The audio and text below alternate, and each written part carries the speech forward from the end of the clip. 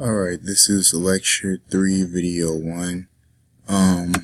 To start off, I'm just going to go ahead and hot restart the app.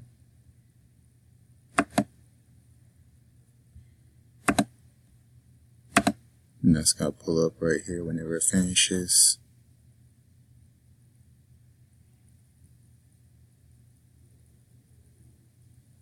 Alright, so this is the beginning page of lesson 3.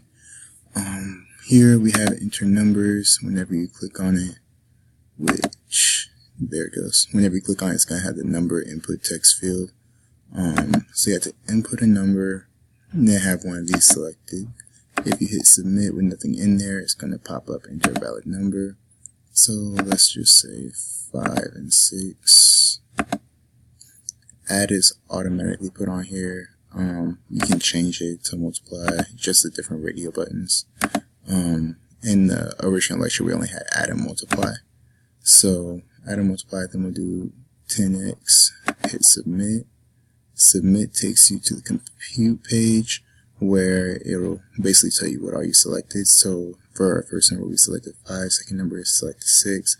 Operation type, we chose to multiply, and then input scale was the 10, that was the 10x. If we wanted to say, no, that's wrong, we want to go back, we have disabled this button, so we're not going to be able to use the system back page, but the back page in the actual app to get back here and then change that number. So let's say 7. And then we'll change it to 1x. We just want to keep everything simple.